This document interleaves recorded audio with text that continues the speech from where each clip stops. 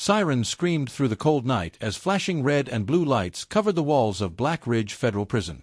Guards ran in every direction. Searchlights swept across the prison yard. Steel doors slammed shut one after another. Then came the words that nobody wanted to hear. "They're gone." Not one prisoner. Not two. A whole group of dangerous inmates had disappeared from one of the most secure prisons in America. Within minutes, local police, state officers, helicopters, and the FBI rushed to the prison. Roads were closed. Cars were searched. News reporters gathered outside the prison gates before sunrise. People across the country woke up to one shocking headline: the biggest prison break that shocked the FBI. No one could understand how it had happened. There were cameras watching every hallway. Motion sensors covered every fence. Armed guards worked around the clock. Every inmate was counted several times each day. So how could so many prisoners simply vanish? Even stranger, investigators found something lying inside one empty prison cell. It was a small metal key. The key did not belong to any lock inside the prison. No guard had ever seen it before. No one knew where it came from. As FBI Special Agent Daniel Brooks picked it up, he noticed 3 tiny numbers carved into the side. His face changed immediately. He whispered only 4 words. "This changes everything." But before he could explain why, another officer rushed toward him with terrible news. They found another tunnel. Brooks froze. How many tunnels were there? Who had built them? And was someone on the outside helping the escape? The answers would uncover one of the most carefully planned prison escapes anyone had ever seen. But the story did not begin with tunnels. It began many months earlier. Back then, Black Ridge Federal Prison looked like every other high-security prison in America. Tall concrete walls stood under bright floodlights every night. Thick rolls of razor wire covered every fence. Heavy steel gates opened only after several security checks. Cameras watched every hallway without stopping for even 1 second. The prison's warden, Richard Collins, believed nothing could surprise his staff anymore. "We know every inch of this place," he often said during morning meetings. Most guards believed him. One of those guards was Michael Harris. Michael had worked at Black Ridge for almost 15 years. He followed every rule. He checked every lock twice. Other guards trusted him because he stayed calm, even during emergencies. Every morning started the same way. Doors opened. Breakfast trays rolled through the hallways. Inmates lined up quietly before returning to their cells. Everything looked normal. Too normal. Among the inmates was a quiet man named Ryan Carter. Ryan never caused fights. He never shouted. He spent most of his time reading old books from the prison library or repairing broken radios in the prison workshop. Many guards believed Ryan had accepted prison life. They were wrong. Every single day, Ryan carefully watched the guards instead of his books. He noticed who arrived late. He noticed which cameras moved slower than others.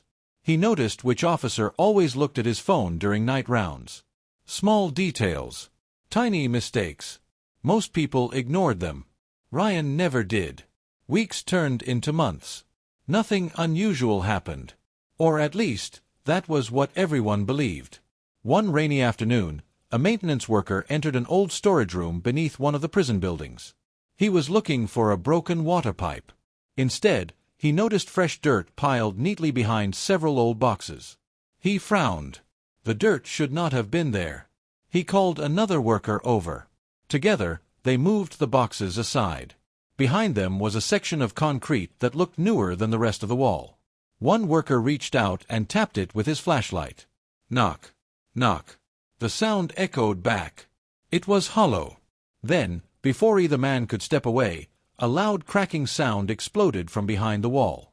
The loud crack echoed through the storage room. The 2 maintenance workers jumped back as dust filled the air. Small pieces of concrete fell to the floor. For a moment, nobody moved. "Did you hear that?" one worker whispered. Before the other could answer, another crack came from inside the wall. Knock. Knock. Knock. Someone, or something, was on the other side.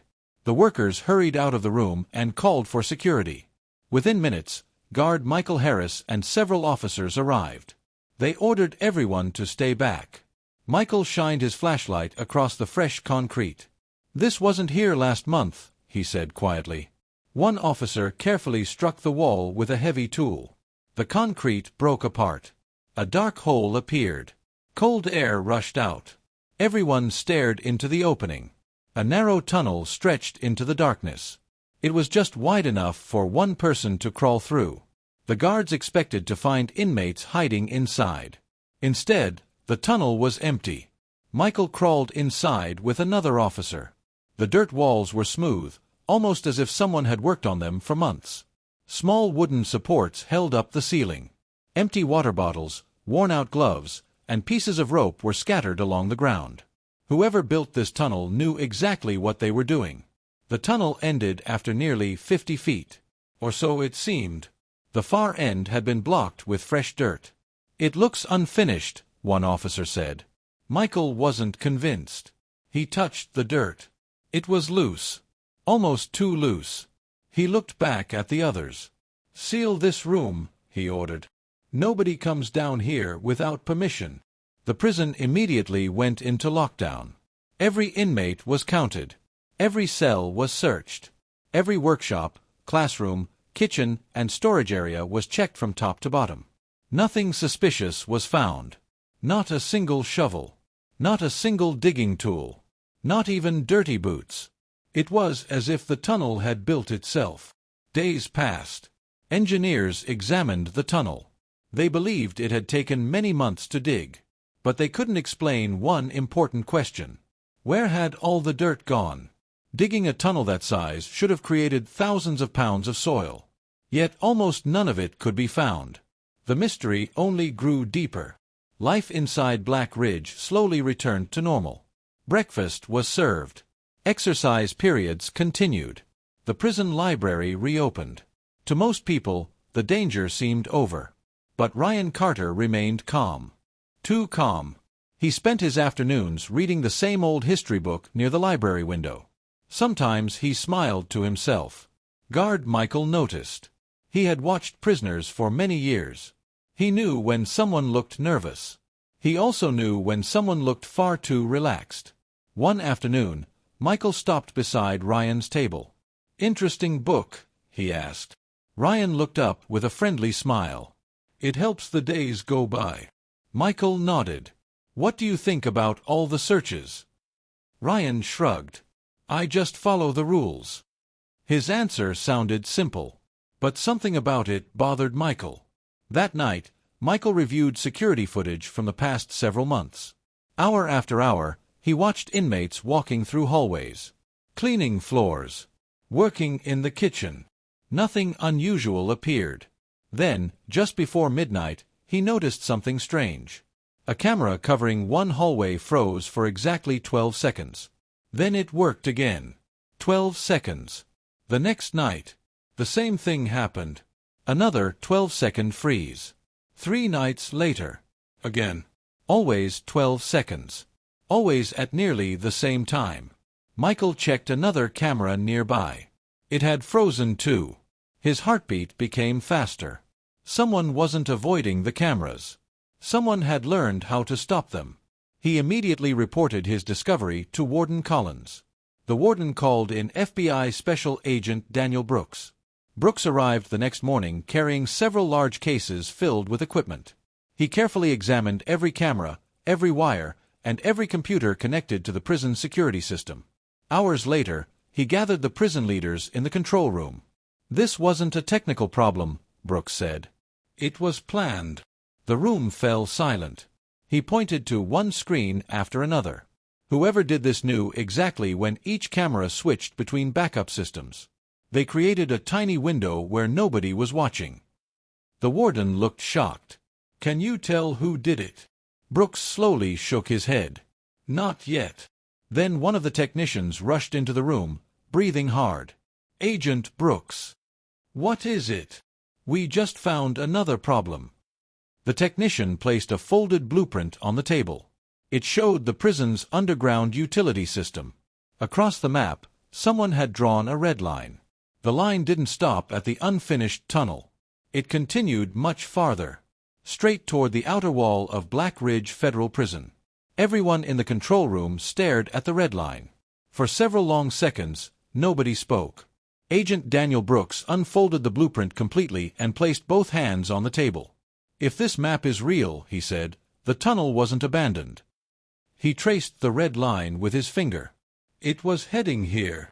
His finger stopped just beneath the outer prison wall. The room became silent. Warden Richard Collins looked at the engineers. "Can anyone confirm this?" One engineer swallowed hard. "We won't know until we inspect the ground." Within minutes, a team entered the underground maintenance tunnels beneath Black Ridge Federal Prison. They carried bright lights, cameras, and ground scanning equipment. The prison above remained on lockdown. Every inmate stayed inside his cell. Even lunch was delayed. The scanners slowly moved across the concrete floor. Most areas showed nothing unusual. Then one machine suddenly beeped. Beep, beep, beep. The operator stopped walking. "There," he said.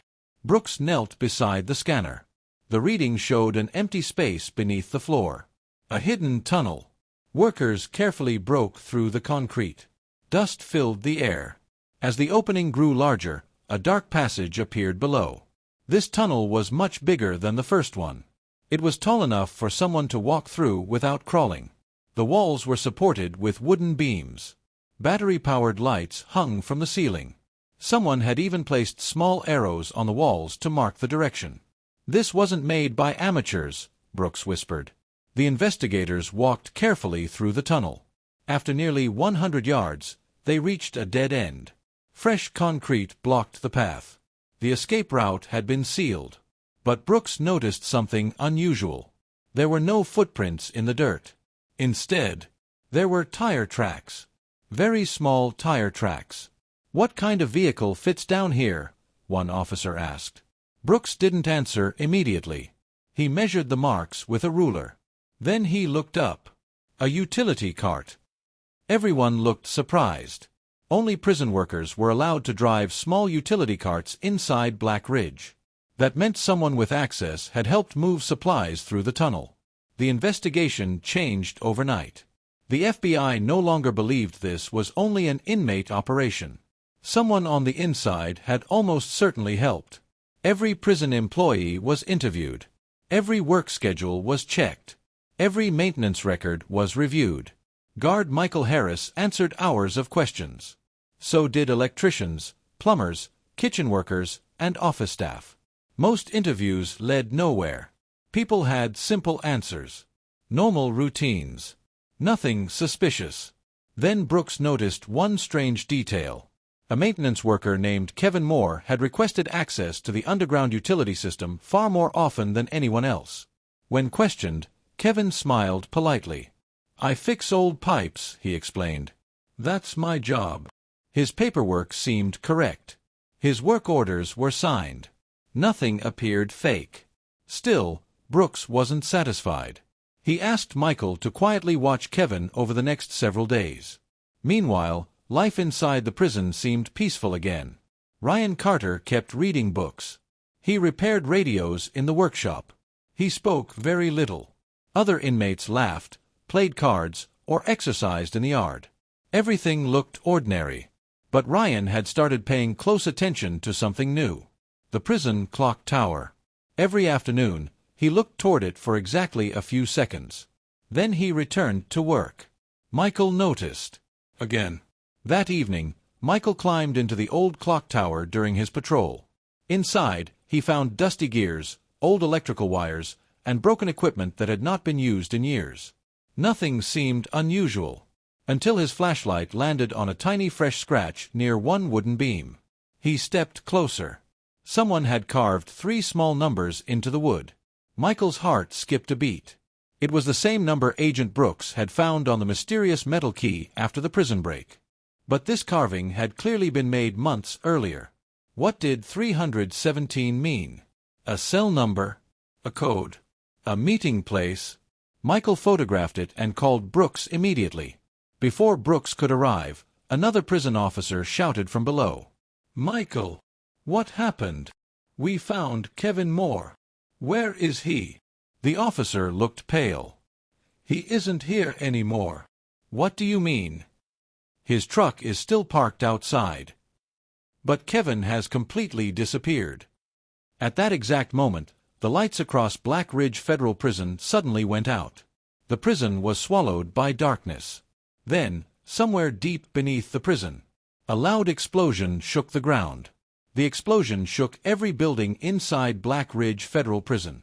The lights went out. For one long second, everything was silent. Then the emergency alarms began to scream. Red backup lights flashed through the hallways. Guards grabbed their radios. Inmates looked through the bars of their cells, trying to understand what had happened. "Report your locations." Warden Richard Collins shouted over the radio. Messages came from every part of the prison. "North Wing secure. Medical unit secure. Kitchen secure." Then another voice broke through the radio. "We lost contact with the underground maintenance team." Agent Daniel Brooks and guard Michael Harris looked at each other. Without wasting another second, they rushed toward the underground entrance with a rescue team. The tunnel was filled with thick dust. Pieces of broken concrete covered the ground. Several support beams had fallen, blocking part of the passage. "Careful," Brooks warned. "The tunnel could collapse again." The team slowly climbed over the fallen beams. A few minutes later, they found the missing investigators. They were safe, but trapped behind the rubble. Using heavy tools, the rescue team cleared the path and pulled everyone out. Thankfully, no one was badly hurt. One investigator held up something he had found before the explosion. It was a small black backpack. Brooks carefully opened it. Inside were work gloves, batteries, bottled water, a folded prison map, and a simple handheld radio. There were no names, no fingerprints that could be seen. But tucked inside one pocket was a folded piece of paper. Brooks opened it carefully. Only one sentence was written on it. "You're looking in the wrong place." Nobody knew who had written it. Michael looked around the damaged tunnel. "If this message is true," he said, "then someone wants us chasing the tunnel while something else is happening." Brooks nodded. "I was thinking the same thing." The prison remained locked down for the rest of the day. Every building was searched again. Every officer reported for another interview. Kevin Moore was still missing. His truck remained in the employee parking lot. His wallet, keys, and lunchbox were still inside. It looked as though he had simply vanished. Outside the prison, FBI agents searched nearby woods, roads, and abandoned buildings. No sign of Kevin was found. As night fell, Brooks sat alone in the security office reviewing months of records. He compared maintenance schedules, camera failures, staff assignments, and inmate movements. One small detail caught his attention. Every time the cameras froze for 12 seconds, one delivery truck had entered or left the prison on the same day. It was a company that supplied food and cleaning products. The deliveries looked completely normal. The paperwork matched. The driver signed every form. Still, Brooks circled every delivery date with a red marker. "There has to be a connection," he whispered. The next morning, he visited the loading dock. Workers unloaded fresh supplies while guards checked every box. Nothing unusual appeared. But Michael noticed something strange. One of the empty wooden pallets felt much heavier than it should. He bent down and tapped it. Instead of sounding solid, it sounded hollow. The workers carefully removed the top boards. Hidden inside the pallet was a narrow metal tube. Brooks pulled it out. The tube was sealed at both ends. He slowly opened it. Inside was another rolled-up blueprint. This one showed far more than tunnels. It included guard schedules, camera locations, power controls, emergency exits, and every page carried the same handwritten number. Brooks stared at the plans in disbelief. "This wasn't just an escape plan," he said quietly. "This was a complete guide to the entire prison." Before anyone could say another word, a young FBI analyst ran toward them, holding a tablet. "Agent Brooks, what is it?" "We finally identified the delivery driver." Brooks looked relieved. "Good. Who is he?" The analyst's face turned pale. "That's the problem." She turned the screen toward him. The driver's identity doesn't exist. The photo was real. The truck was real.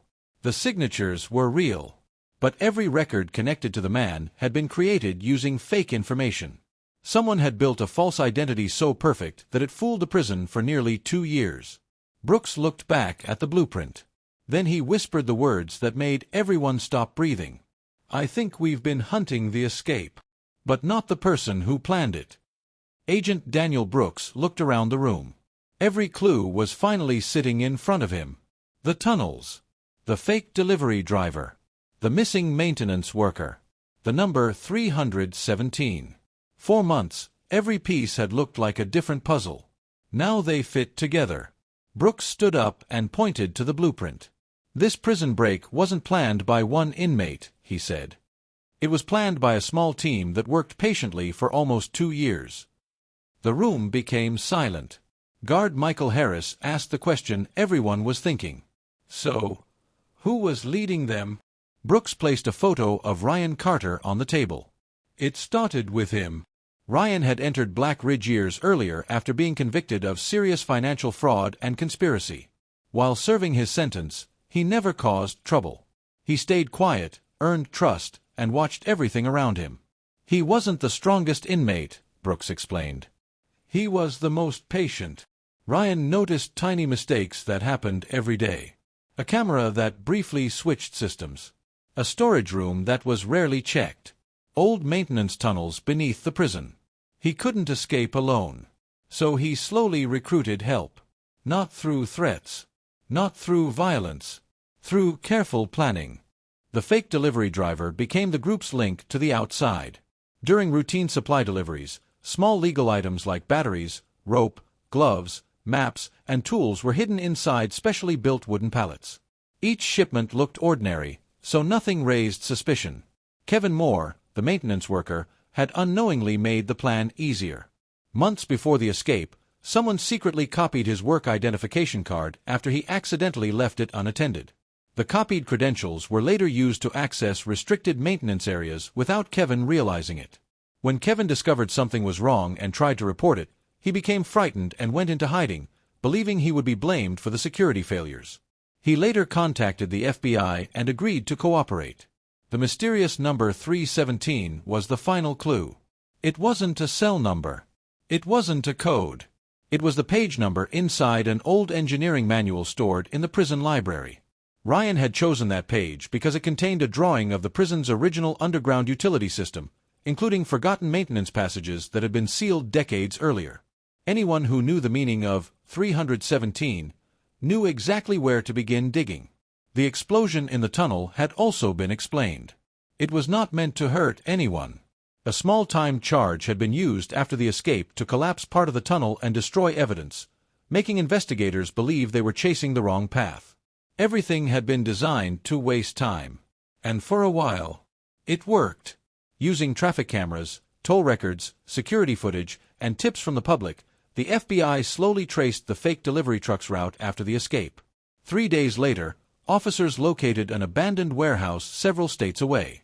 Inside, they found Ryan Carter and the remaining escapees hiding in separate rooms. No shots were fired. No one was injured. The group surrendered peacefully after realizing every exit had been surrounded. The escape was over. Back at Black Ridge Federal Prison, investigators spent months repairing the damage. New cameras were installed. Old tunnels were permanently filled with reinforced concrete. Security systems were upgraded. Staff training was expanded to help employees recognize unusual patterns before they became serious threats. Kevin Moore returned and fully cooperated with investigators. After reviewing the evidence, authorities confirmed that he had not knowingly participated in the escape plan. Guard Michael Harris received a special award for noticing the small details that others had overlooked. Agent Daniel Brooks closed the case file one final time. At a press conference, a reporter asked him what lesson he had learned from the investigation. Brooks answered without hesitation. "The strongest prison walls are important. But the greatest security comes from people who never stop paying attention. Criminals often succeed when small warning signs are ignored." The case became one of the FBI's most studied prison escape investigations because it showed how careful planning and overlooked details could create major security failures. It also became a reminder that teamwork, patience, and thorough investigations are essential to solving even the most complex crimes. The prisoners were returned to federal custody, faced additional criminal charges related to the escape, and the prison security improvements became a model for other correctional facilities across the country. And although Black Ridge Federal Prison eventually returned to normal, those who worked there never forgot the night the alarms sounded. The night of the biggest prison break that shocked the FBI. Thank you for watching. Every crime has a story. Every clue matters. Follow Crime Crimythrax for more true crime stories.